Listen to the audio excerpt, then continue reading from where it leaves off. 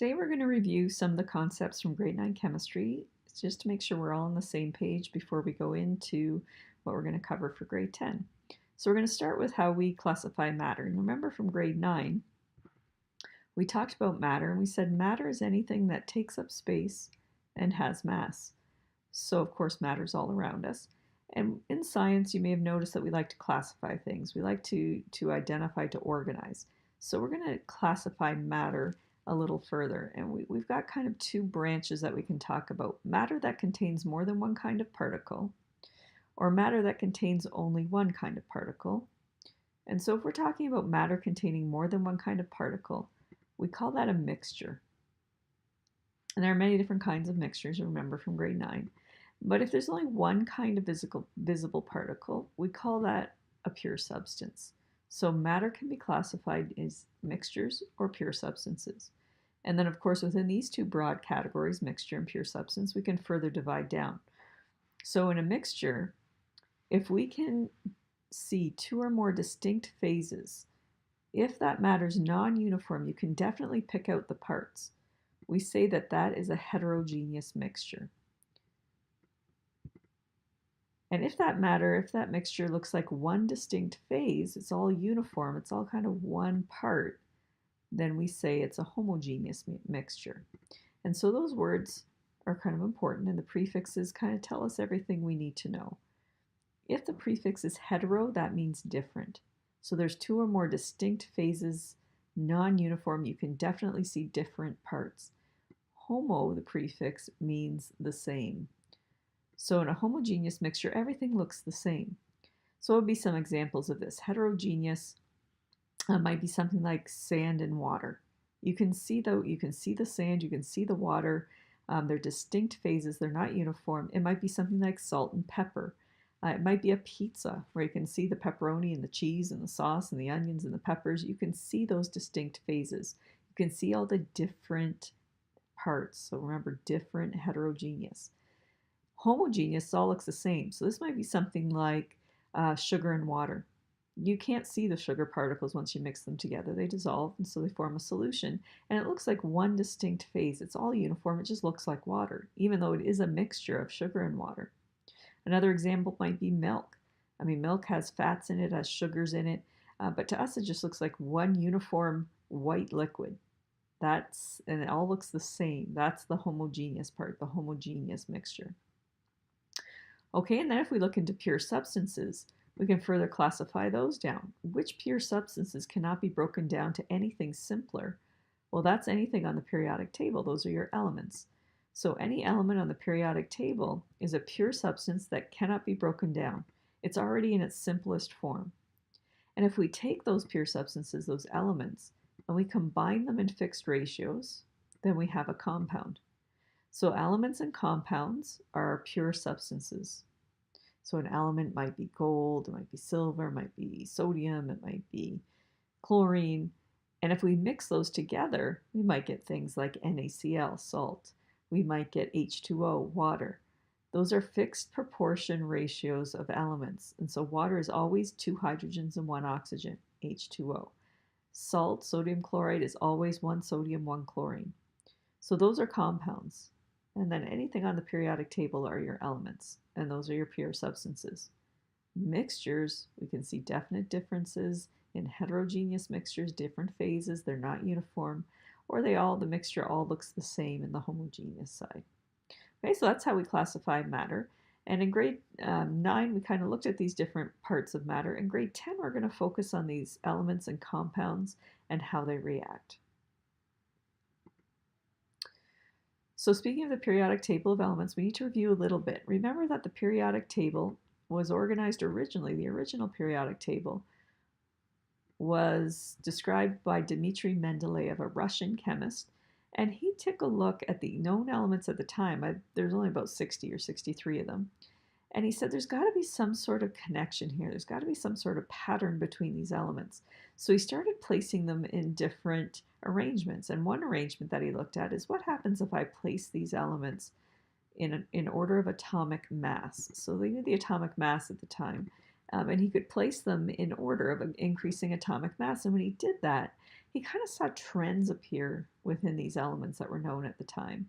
And he saw that similar elements that shared similar properties started to group together in this kind of arrangement. And he actually was so sure about his table that he left blanks. He left spots open in the table. And he said, there haven't been elements invented yet that are going to fit in this spot, but I'm going to leave this gap. And I guarantee that someday elements will be discovered that fit the properties of this particular spot. And he was right. And so as we found new elements, they did fill in the gaps that he left. And so he had great insight into how these substances were behaving and how they should be arranged. And for that, we recognize him by naming element 101 after him. It's Mendelevium. So today we don't use atomic mass to arrange our periodic tables, but we use atomic number, and that reflects the number of protons in the element. So when we look at our modern periodic table, we see these rows and columns. And so the horizontal rows that go left to right on the periodic table are called periods. And if you take a count on your periodic table, you'll see that there are 7 periods in the periodic table. There are 7 horizontal rows. And we also take a look at the vertical columns. They mean something as well. So the vertical columns have 2 names. They're called groups or they're called families. And just like in any family, elements that are within those vertical columns share similar properties. In your family, you share traits with your siblings. Elements in the vertical columns share chemical and physical properties with each other. And if we take a look at the vertical columns, you can see that there are what we call 8 main groups, 8 main vertical columns. And we're kind of taking out those transition metals in the middle, and we're just kind of looking at the 8 main columns. But in total, there's actually 18. And as you go on in chemistry, you're going to take a look a little more closely at those transition metals. We will a little bit this year, and you'll do so more in grade 11 and 12. If we take a look at those 8 main columns, 8 main groups or families, some of them have names. Remember that first column are known as the alkali metals. They're very reactive. We watched that video in grade 9 of the reactivity with those metals in water. And so this will be something like lithium and sodium. And so we mix those with water. Remember the video showed us increasing reactivity. So lithium was just maybe a little bit. If we put that metal in water, it kind of will move quickly along the top, maybe a little bit of smoke. And as we go down that column with sodium, and as we get even to cesium and rubidium, you see a much more violent reaction. So group 1 alkali metals are really reactive. They're one of the most reactive groups on the periodic table. And there's a reason for that when we look back at what their Bohr-Rutherford diagrams look like. All of these alkali metals have only 1 valence electron, 1 electron in their outer energy level. So remember that all elements want to be stable. So to be stable, you have to have that full outer energy level. And normally that's either 2 or 8. So if you're an element with only 1 energy level, you're full at 2. If you have more than 1 energy level, then you need 8 in that outer one. And so the alkali metals, they all have 1 valence electron. And so they're so close to being stable. They just need to lose 1 electron to be stable. And that's why these are so reactive. The second group we call the alkaline earth metals. They're also metals, they're also reactive, but they're not as reactive as group 1. So this would be your magnesium and calcium. We use those in reactions in grade 9. We mix them with acids usually. You saw some smoke and some heat come off of those, some bubbles. So they are reactive, but they're not as reactive as group 1. As we go across the periodic table all the way over to group 7, we have the halogens. So these would be things like fluorine and chlorine. They're also really, really reactive because if you take a look at the Bohr-Rutherford diagrams of the halogen group, they've got 7 valence electrons. All they need is 1 more and they'd be stable. So halogens are really reactive. Group 1 alkali metals are really reactive. Halogens are really reactive because they're just that 1 electron away from being stable. So again, these are the 2 most reactive groups in the periodic table, group 1 and group 7. The last group is already stable. Their valence shell, their outer electrons are full. So they already have either 2 if they're neon or 8 if they're 2 if they're helium or 8 if they're neon and argon. So they already have that full valence shell. They don't need to react to become stable, and so they tend to be what we call inert, unreactive elements. So when we look at the periodic table again, we kind of separate it into three general categories. Most of the periodic table, those elements conduct electricity well, they conduct heat well, those are metals. So most of the periodic table is comprised of metals, and mostly on the center to the left side of the table. The right side of the table are the nonmetals. They don't conduct electricity and heat well. So metals would be things like your magnesium and your calcium and your copper and your gold. The nonmetals would be things like your oxygen and your nitrogen and your chlorine and your neon. Those are all nonmetals. They're not conductors. And then in the kind of separating the two is this group that kind of forms like a staircase in the periodic table. It's that group that kind of can have properties of either metals or nonmetals. So we call them the metalloids, and that kind of depends on what kind of environment they're in and what kind of application they're being used in. So I want you to pause your video right now and take your textbook, and I want you to take a look at your periodic table in the textbook, and I want you to do the coloring. So your textbook shows the different colors, and I want you to use a legend and kind of show me what color you're using for the metals, and color all the metals that color. And then take a look at the nonmetals and color all the nonmetals a different color. And then carefully trace out the metalloids, that kind of step in the middle. And just be careful when you're doing that. Remember, hydrogen is a special group. It's what we call the group of one. It isn't a metal. Hydrogen's a nonmetal, but it's over here with the metals just because of its electron arrangement and its atomic configuration. It kind of matches these group 1 elements in terms of having one valence electron. So it's put over here, but in terms of chemical properties, physical properties, it doesn't belong here. So when you're doing your coloring, you remember to color metals, except hydrogen isn't a metal. So keep that as your nonmetal. Okay, so pause the video and just finish your coloring there. And so again, when we look at our periodic table, we have these main groups. So remember that first column, those are your alkali metals. Second column, alkaline earth metals. Seventh are your halogens, and eighth are your noble gases. So remember, in terms of reactivity, these alkali metals are highly reactive, but remember they do not include hydrogen. Hydrogen is that group of one. So when you look at alkali metals, when you think of alkali metals, it's group 1, but not hydrogen. And the alkaline earth metals, again, still metals. These are calcium, your magnesium, your beryllium. They're not nearly as reactive. They have 2 valence electrons, so they need to lose 2 to be stable. These ones only have to lose 1, so they're much more reactive. Same with halogens. They only have to gain 1 to be stable, so they're really reactive. The noble gases already have that full valence shell. They have all the valence electrons they need to be stable, so they're not reactive, they're inert.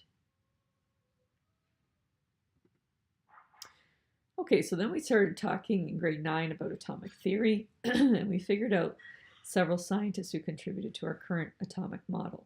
So the first guy was actually Democritus back in ancient Greece. And remember, Democritus talked about these tiny indivisible particles that he called atomos, and that's where we get the word atom, which means indivisible. Then John Dalton, a teacher, came along, and he started describing matter as small particles called atoms. So we got that. And then he started saying, here's what's true about atoms. Atoms cannot be created or destroyed. And this is going to be important when we talk about reactions this year. So we're going to talk about something called the law of conservation of mass, and that means we can't just create atoms or destroy atoms in chemical reactions. We can rearrange atoms, but we can't create them or destroy them. So that's going to be a kind of an important point that we look at this year. All atoms, John Dalton said, all atoms of the same element are identical. So if I have gold, pure gold, all the atoms in there are going to be identical in mass and size to all other gold atoms.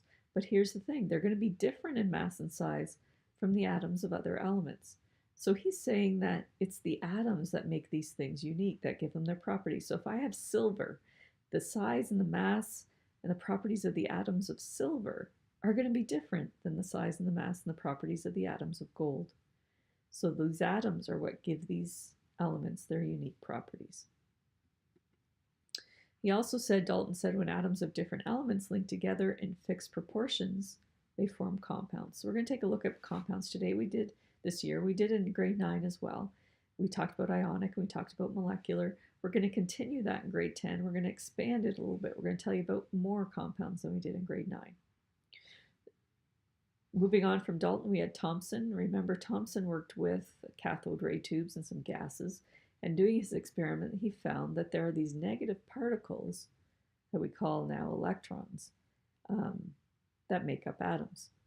Then came Rutherford. Rutherford had a really famous gold foil experiment. You remember that famous one? He put the particles, the radioactive particles, in a lead box. He allowed a small opening, and he allowed those particles to fire at a very thin piece of gold foil.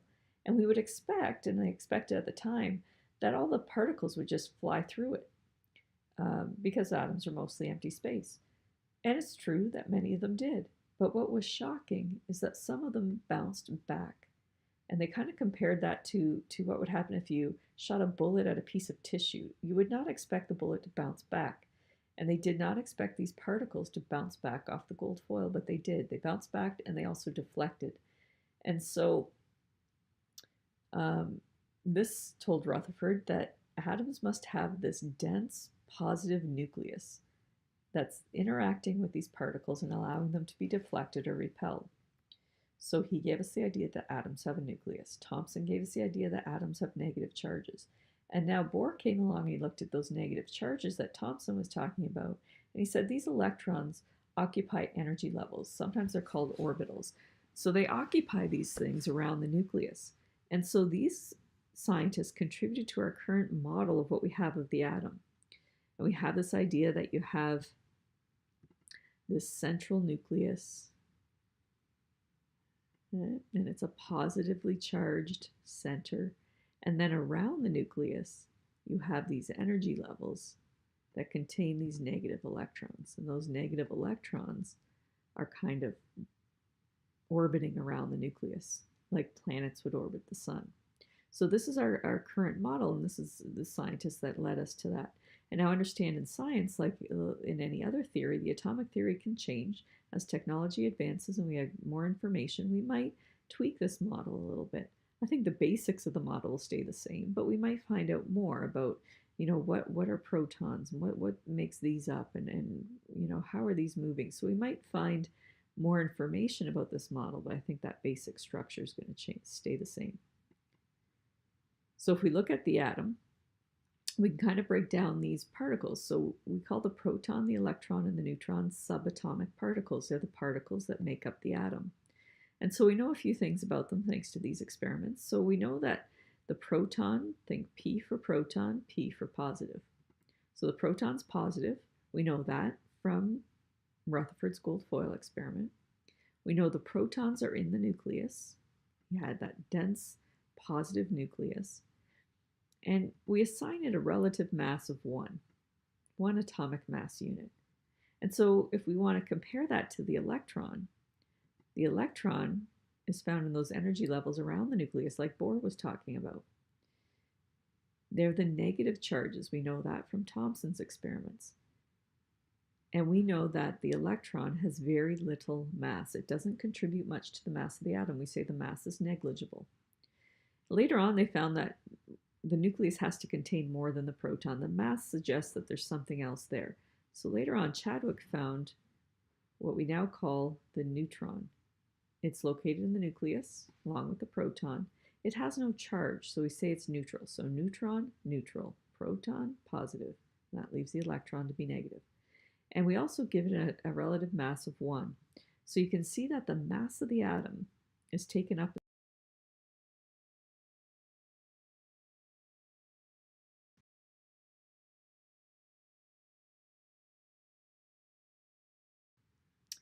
When we talk about elements, we look at atoms and we want to draw Bohr-Rutherford diagrams, we have this way of writing, and it's called the standard atomic notation. Okay, so standard atomic notation, you want to remember that term. And that's really just this way of writing.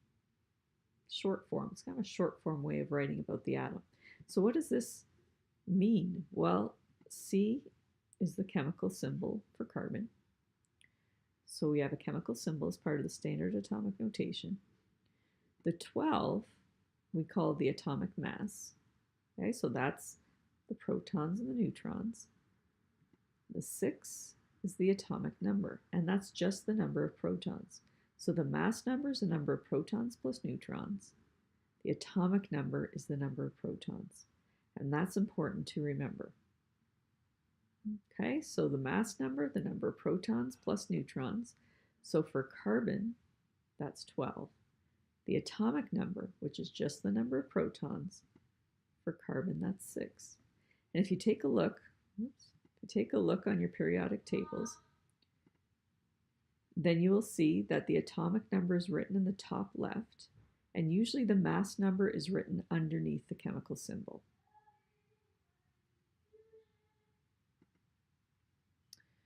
And so again, if you're given the standard atomic notation, you can figure out information that'll help you draw your Bohr-Rutherford diagram. So if I look at this, I know that the number of protons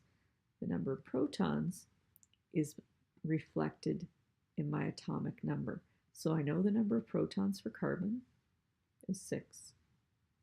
I know in a neutral atom that the number of protons is equal to the number of electrons. So also I can figure that the number of electrons is 6. And I can also figure out the number of neutrons. So remember we said 12 was the mass number. So remember the mass number is always protons plus neutrons. So if I know the protons plus the neutrons is 12, and I know that the protons are 6, then what I need to do is take the mass number minus the number of protons, and that gives me the number of neutrons. So now I have all the information I need to draw my Bohr-Rutherford diagram. So how do I go about drawing the Bohr-Rutherford diagram for carbon? Well, remember a few rules. The first energy level, the first orbital, can hold 2 electrons. The second can hold a maximum of 8. The third can also hold 8 for our purposes, although when you get to grade 11, you'll learn that it also actually can hold a maximum of 18. So I know what I can fit in each energy level. What I need to do for drawing my Bohr-Rutherford diagram is kind of remember, okay, I know in carbon my protons were 6. My electrons, because in any neutral atom, protons equal electrons, positive charge equals negative charge to give you a neutral. And my neutrons in this case was 12 minus 6, my atomic mass minus my atomic number, so it also turned out to be 6, but remember that doesn't happen in all elements. It doesn't always work out to the same number. So when I'm doing my Bohr-Rutherford diagram, maybe I'll change color here. I'll draw the nucleus first. So draw your nucleus. And inside the nucleus are your protons. So we write 6p for protons and your neutrons. So the nucleus holds your protons and your neutrons. So kind of write that down so I know that you know it's in there. And then we got to show the electrons. And like Bohr said, the electrons are in these energy levels around the nucleus. So there's your first energy level. And we know that it can only hold 2 electrons. So you have kind of 2 choices here. I want to see your electrons as circles on the line. So you draw them on the line and then you color them in. So you can either show 2 electrons at 12 o'clock, or you can show 1 at 12 and 1 at 6. I will take either one, but no other position than that. So both at the 12, or 1 at 12 and 1 at 6. But now my first energy level is full. Remember, it can only hold 2. So now I have to draw, ooh, that's not very neat. Now I have to draw my second energy level. Turns out I'm equally artistic on video as I am in real life. So there's my first one. Okay, you've got your 2 electrons. I show them at 12 o'clock. Now you want to make your second energy level. Okay, so you make it nice and kind of circular around the nucleus. And this time I've got 2 electrons taken care of in that first, but I have 6 in total, so I have to fit 4 more electrons. I always start anything in the second, third energy level. You start at 12 o'clock, then you go to 3 o'clock, then you go to 6 o'clock,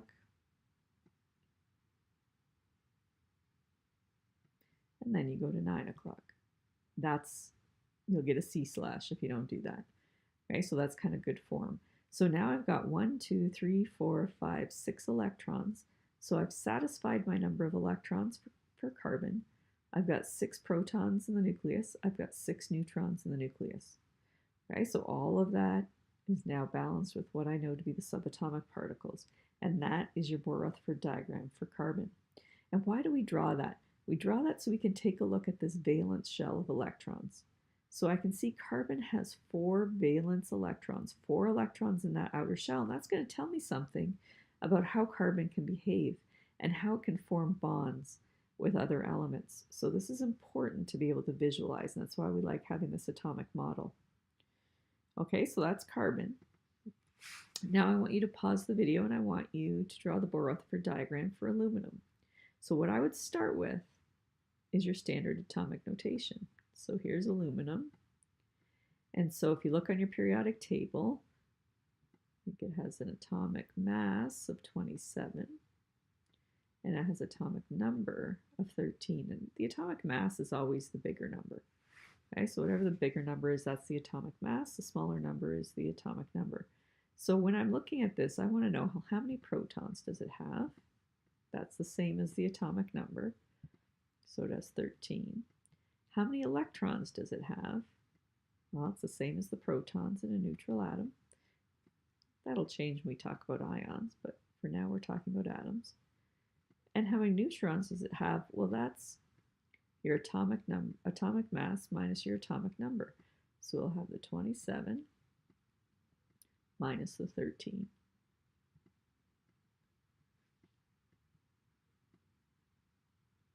And that's going to give you 14 neutrons.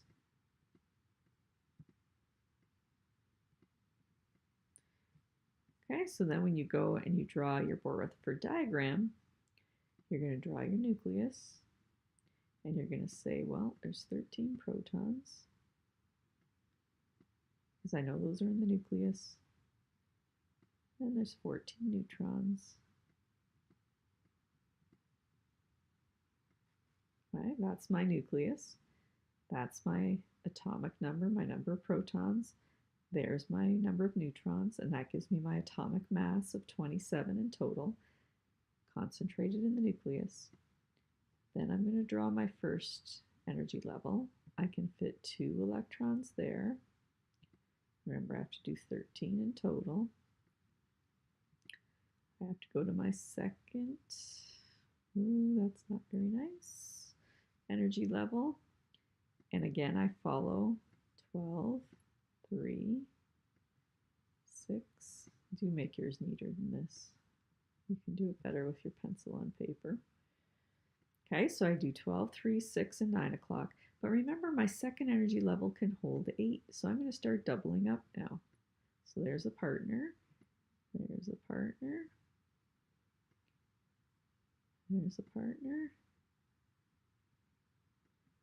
And there's a partner. So how many do I have in total now? I have got 8 and 2 is 10, but I need to fit 13. So I've got to go into a third energy level.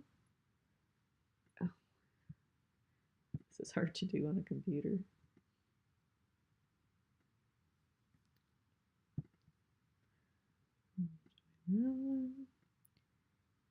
Okay, so there's my third, and I have to fit 3. So I'm going to go at 12 o'clock.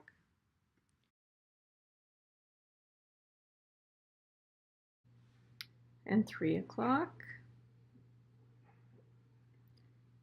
And 6 o'clock. So now you can see again, I can take a look at this model and I can see something about aluminum. I can see that it has 3 valence electrons, which tells me it's going to be reactive. Its valence shell is not full. So this one is going to want to lose 3 electrons to become stable, and that can tell me a little bit about how aluminum is going to react in different chemical reactions. So it's important to be able to draw these Bohr-Rutherford diagrams. You'll be able to practice some more in homework, and let me know, please, if you have any questions about any of these review topics from grade 9. Thanks so much.